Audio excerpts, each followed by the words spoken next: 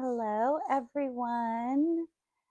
Welcome to today's live. Let me see 1 second. Give everybody a second to hop on. Oh, what did I do? Let's see. There we go.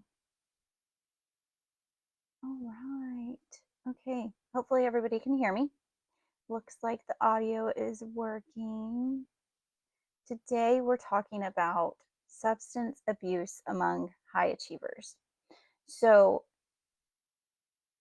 I'm Teresa, and I help high achievers break free from mindsets, behaviors, and substances that are holding them back from true potential.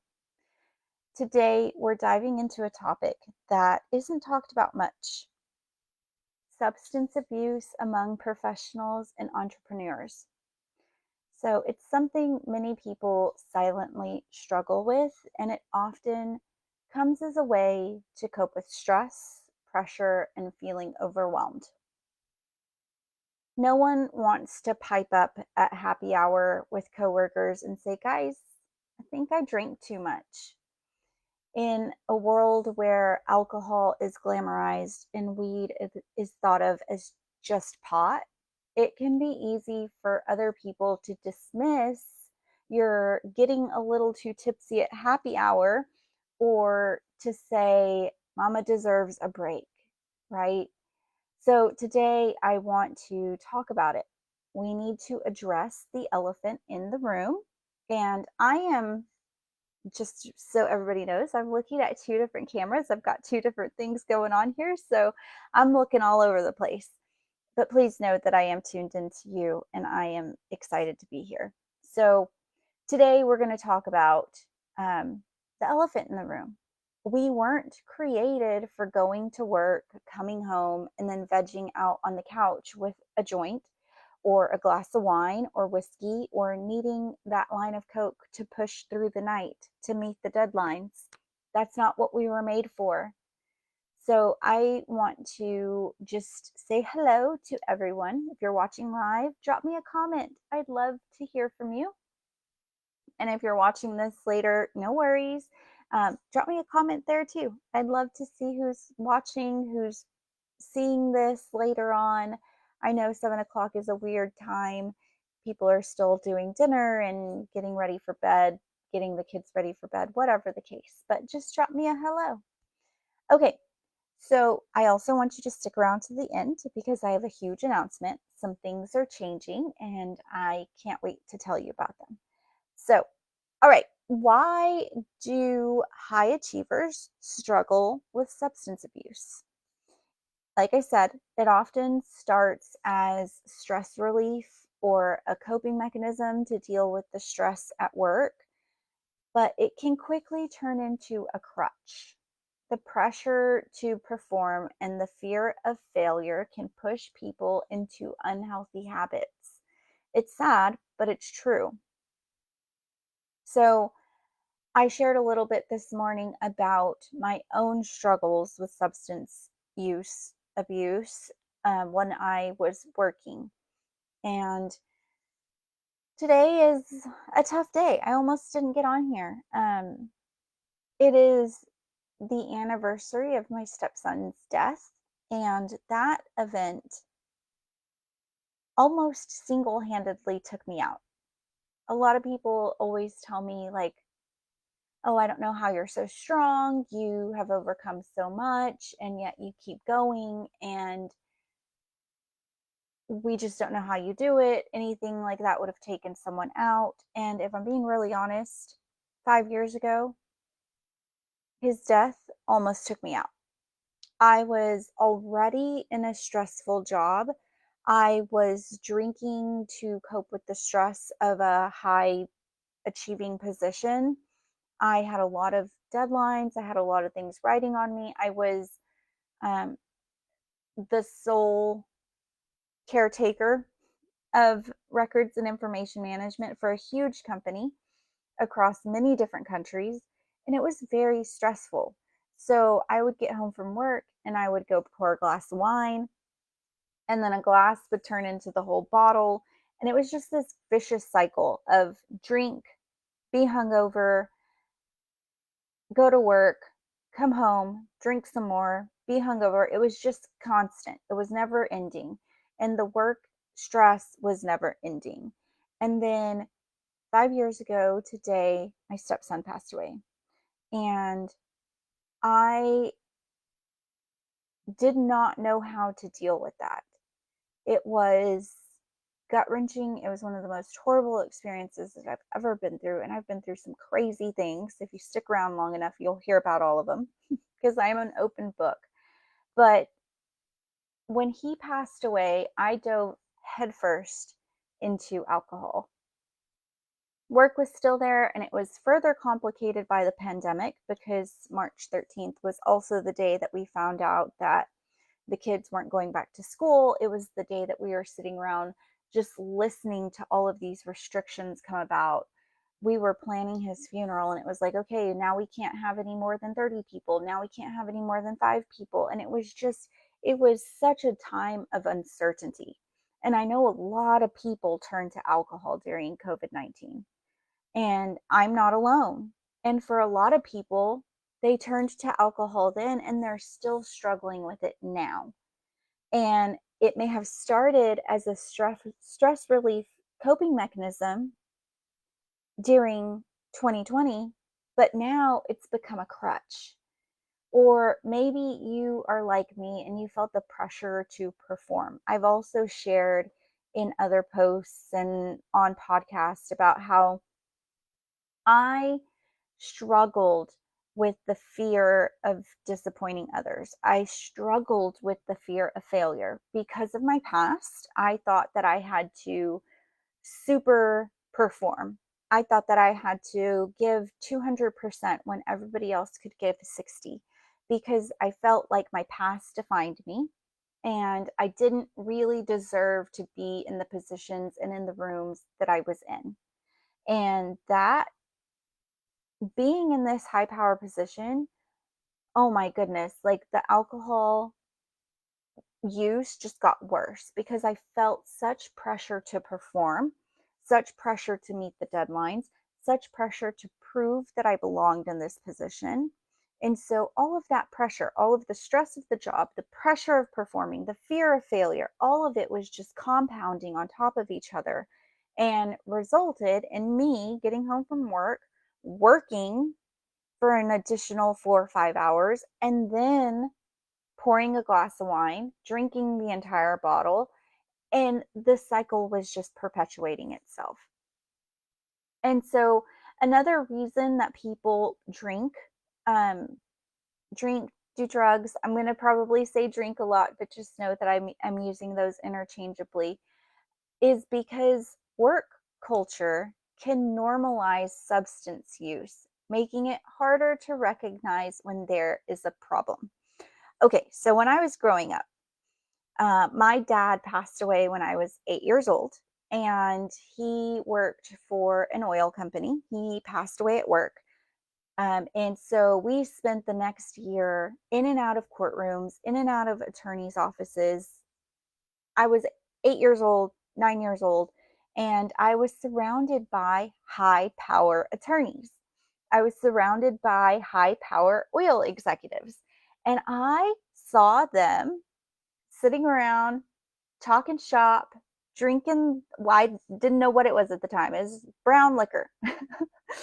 I saw them sitting around drinking whiskey scotch out of these super fancy glasses in these really nice restaurants. And I was like, oh, that's how I know I've made it. When I am able to sit in these super fancy restaurants and drink liquor straight from the glass and not make a face. To me, that's what it meant to be successful. That was embedded in me and rooted in me at 8, 9 years old. Isn't that crazy? That I, from that age, thought that success equated being able to sit around and drink alcohol. Yeah, it's insane. But we live in a culture where you go to the work conference and then you go to happy hour. You have a long week at work and then you all go to happy hour together. There are some companies, and I worked at one of them, where they have a margarita machine on Fridays, and everybody has margaritas on Fridays. Afternoon, on Friday, you cannot expect any work to get done because everybody's going to be drinking margaritas. Or at our office on St. Patrick's Day, it was car bombs for everybody. And that's just normal in some of our workplaces. And so it can be really hard to identify when your drinking has become an issue when so many people are saying it's okay, it's part of the culture, it's what we do, it's how we celebrate. We won a big case, we signed a big contract, whatever it is, it's time to celebrate. So it can be really hard to identify when you've crossed over from social drinking to using alcohol as a crutch or a coping mechanism. So, another reason that high achievers struggle with substance abuse is because many professionals keep it hidden due to shame or fear of judgment. Again, we have normalized alcohol. We have normalized boozy brunch. We have normalized happy hour. So much so that if you step up and say, hey guys, I think I'm drinking too much, you're either going to be met with, no, it's fine. You don't drink too much, which is what I was met with, or people are going to ostracize you and be like, ooh, Teresa's a lush. Maybe we shouldn't invite her to happy hour anymore. So there can be some shame and some fear of judgment associated with admitting that you have a problem. So instead, we just continue to drink, continue that shame spiral, and never get the help that we actually need. So, okay, some signs that substance use is becoming a problem. Number one, you need alcohol or another substance to unwind or get through the day. So this is really common, right? I feel like a lot of people are like, well, I have a glass of wine at night to unwind. Cool. If you're able to just have a glass of wine at night, more power to you. But me, I knew it was a problem when I was no longer satisfied with just that one glass of wine. I knew that as soon as I poured that glass of wine, that meant that the entire bottle was going to be gone by the end of the night. I knew that, and I started to recognize that. One glass of whiskey wasn't enough. One finger of whiskey was no longer enough. Two fingers of whiskey was no longer enough. Suddenly, I'm pouring an entire juice glass full of wine or whiskey, or hell, at one point, I graduated to a beer glass full of wine. Yeah, I'm serious. There came a time when I was literally drinking straight vodka out of a water glass at night. That was no longer, I want a glass of wine to unwind tonight. It was now, I need a glass of vodka to unwind tonight. Can you see the difference? It's not, I want to unwind, it is, I need to unwind, quote unquote, unwind. Another sign that substance use is becoming a problem is you justify your use because you're still functioning well. I still had my job. I was still meeting the deadlines. I was going to yoga. I was involved with my daughter's schoolwork. I was a present mother. But the truth was, I was not functioning well. I was hungover, I was grumpy, I didn't want to be around my family. It was arguments. It was just I was not functioning well. And it really took me sitting down and really looking at things to say, you aren't functioning well, Teresa. This is not functioning at its peak level. And I really had to reevaluate my relationship with alcohol at that point. So, another way that you can tell if it's become an issue is you feel guilty or you regret drinking or using, but you continue to do it anyway. I said this the other day. If you feel guilty about anything, it should be a little hint that your brain is trying to tell you something. If you are drinking despite your guilt, that is a big red flag, my friend. So I want you to really think about it. After you drink, or before you pour that glass, or before you smoke that joint, how do you feel? How do you feel in your heart? How does it feel? Do you have a little bit of shame, a little bit of regret, a little bit of, I wish I wasn't doing this? Because if you are, it might be time to reevaluate your relationship with that substance. Another sign is that your work or home relationships are starting to suffer due to your use. Maybe it's your wife, maybe it's your husband that's saying, "Hey, I think we might have a problem here." Or maybe it's your best friend saying, "Hey, like, you ruined my birthday party because you got too wasted, and this isn't the first time that's happened." So if your relationships are starting to suffer, that is a big red flag too. And it's something to pay attention to. Once, okay, it was a fluke, had a little bit too much fun, no big deal. But when it starts to become repetitive, that's when it's time to reevaluate. It's time to get real honest with yourself and say, is this a problem? So I've told you how to recognize when substance use has become a problem. But I want to talk about how to break free from it, because that's what I'm all about. I am all about helping you find ways to break free from the things that are holding you back. That is my entire mission in life, is to help you break free from whatever it is that is holding you back. And this week, we're talking about substance use. Last week, we talked about procrastination. The week before that, we talked about perfectionism. I am hitting on all the different things this year that could be holding you back. And this week, it is substance abuse. So, how do we break free? First, you have to recognize that there is a problem. If any of the things that I listed earlier resonate with you, it might be time to see, do a little deeper dive. There are tons of self assessments out there in the interwebs to use to see if you have a problem. You have to first recognize it for yourself. It will do no good for your husband, your friend, your boyfriend, your partner, your wife to force you into rehab. I always tell people, I can't drag you across the finish line. I'm just here to be your guide and to keep you within the rails. But this has to come from you. It has to be a personal decision. It has to be a personal recognition that there is a problem. Step two is to reach out for support. I am a recovery coach. There are other recovery coaches out there. If you don't feel comfortable working with me, I totally understand that. We might be friends, we might be family, and you just may not be comfortable with that. That's okay.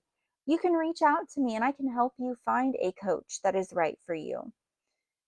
You can also work with mentors, someone who is sober or who has walked through that journey, and will come alongside you and just say, "Hey, I've been there, I've done that. This is what worked for me, this is what not didn't work for me." You can get into a recovery group. There are lots of options. There's AA, there's NA, there's Smart Recovery, there's We Do Recover, there is Celebrate Recovery. The options are limitless. It is a quick Google search of AA alternatives if AA isn't your thing. But I want to encourage you to reach out to someone for support, a therapist. If you don't want to go to traditional rehab, that's fine. There are tons of groups out there that you can join for free. If you need help figuring those out, I am happy to jump on and help you with that. Find healthier coping strategies. So, this is one that was really helpful for me and is really helpful for a lot of my clients. So, a lot of times I tell people it is really hard to run away from something, right? You have to be working towards something else. So if you don't have a plan, if you say, okay, I'm going to quit drinking, but you don't have a plan and you don't have a way to fill that space with something else, chances are you're probably just going to fill it with weed or whatever else comes next, right? So it's important that we find other healthier coping strategies. So, exercise is a good one, meditation, therapy can help you and it can help manage stress and that sort of thing. Journaling, going for bike rides. It really is about finding a new hobby, a new habit to take place of the drinking. Because if your habit is to get home from work, sit on the couch, open the bottle of wine, and turn on Netflix, it is going to be really hard to break that habit unless you change it up because you're going to get home, you are going to autopilot to the bottle of wine and then autopilot to the couch and Netflix. So what you really have to do is find a new healthy coping strategy. So maybe now instead of getting home and autopiloting to the bottle of wine, instead you get home and autopilot to your running shoes and go out for a jog, or autopilot come home and go take a shower or go soak in the bathtub or go play with your kids. We've really got to find a new healthy coping strategy, something that is going to help you decompress, but that isn't going to autopilot you to the bottle of wine. Okay, so the next one that I want to share with you is set boundaries and remove triggers. Change your environment to support your recovery. This kind of goes in the same thread as new healthy coping mechanisms and changing your autopilot routine. When I was in rehab, they said you have to change your people, places, and things. And I always thought this was really dramatic, but it's true. So when I got sober from drugs in 2005, I lived in the same place where I used. I lived in the same place where my drug dealers lived. I lived in the same place where all of my using friends lived. So the mere act of walking to the mailbox was a trigger for me. And so, because traditionally I would walk to the mailbox and then I would go right around the corner and go hang out at my friend's house and get high. That was my routine. So I had to learn a new routine. I had to change my people, places, and things. I had to change my environment to support my recovery. So instead of going to check the mail the way that I normally would, which was to walk down the street, check the mail, and then go around the corner, I changed my route. I would leave the house, take a right instead of a left, go for a walk around the block the other way, and then go to the mailbox, check the mail, and then I would walk back to my house the opposite way from my friend's house. It seems elementary and it seems simple, but it is a powerful thing. Just like I was saying in the previous example of not autopiloting to the bottle of wine. If you can change your environment so that you are forced to go to your room rather than the kitchen, then you are less likely to autopilot to the bottle of wine. Or if you can mix up your routine and instead of going straight home after work, maybe you go walk around the grocery store and look for a healthy snack for the night. Maybe you go to the grocery store and find dessert for the family. Something to disrupt the routine because then your brain won't autopilot to going directly to the bottle of wine or the joint or whatever it is. Because believe it or not, the mere act of getting home and walking into the kitchen can be a trigger. Sitting down on the couch and turning on Netflix can be a trigger. I once read a story about porn addicts who The sound of their computer starting up when they would open the screen was a trigger to go watch porn. Yeah, just the sound of their screen starting up was a trigger. It is insane. I saw, oh, these images were going by so quick that their brains did not even have time, their eyes didn't even have time to tell their brain like what they were seeing. Like that communication wasn't happening. But the part of their brain that was triggered when they were craving heroin was immediately activated when they saw these images. So that just tells you your brain works faster than your eyeballs. Like, isn't that crazy? So we have to be really conscious of our triggers. What are your triggers? Is your trigger opening the cabinet and seeing the wine glasses? Is your trigger putting on your pajamas? What is it? What is it that triggers your brain to say it is time for a glass of wine? Think about it, journal it, pay attention to it. It can be really powerful to start to acknowledge the little things that are triggers for you. The last one is show yourself some grace. I mean it. Overcoming addiction isn't about perfection, it's about progress. I always tell people I probably relapsed 200 times before I actually got and stayed sober. Not from alcohol, but from drugs. I relapsed more times than I could ever count. It is not about perfection, it is about progress. If you set a goal for yourself today and you say, I'm not going to drink today, and you give in and you end up having a glass of wine, I want you to celebrate that. That is a tiny win because normally you would have started drinking at 5 o'clock, and by 9 o'clock, you would have had an entire bottle. But tonight, maybe you don't start drinking until 9 and you go to bed at 10 and all you had was one finger of whiskey. That is a win and that is to be celebrated. It is not about perfection, it is about progress. So if any of this resonated with you, I know that you do not have to navigate this alone. I typically offer one-on-one coaching for anybody who is ready to break free from unhealthy habits. But I am so excited to announce that starting in July, I will have a new package option starting. I am going to do something crazy. I am going to offer 12 people a 6-month package with me. It's going to start with a weekend retreat to really hone in on the changes that you want to make, set some true specific goals to make that change. And then it's going to be followed by 6 months of coaching with me. The first part of that is going to be about breaking free. And the second half is going to be about establishing that change and continuing that change after our time together. I'm also throwing in 6 group coaching sessions during that 6-month period. So you're going to get the weekend retreat.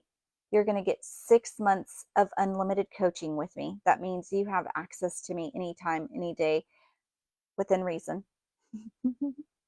I have my own boundaries. And 6 group coaching sessions with other high achievers who are trying to make the same changes that you are. So I will be releasing the pre-sale tickets for that soon. There will be an application because it is very limited, and I want to make sure that everybody that's in it is serious about making true change and truly recovering their freedom and unlocking their true potential. So there will be an application and an interview process to get into that program. But I am so excited. I am so excited about that. And if you are at all interested, please, please, please reach out to me, because once these 12 spots are gone, they are gone, and you will have to wait 6 months to get into the next cohort. So if you're ready to break free and unlock your true potential, send me a DM or drop a little comment below. Drop me a little heart, and we can hop on a call and discuss what next steps are for you. And thank you for tuning in. And remember to join the Freedom Mindset group. It's the Freedom Mindset group, Freedom Through Grace, for more support and to learn all kinds of new ways to break free from the things that are holding you back. Remember, true freedom is possible. Good night.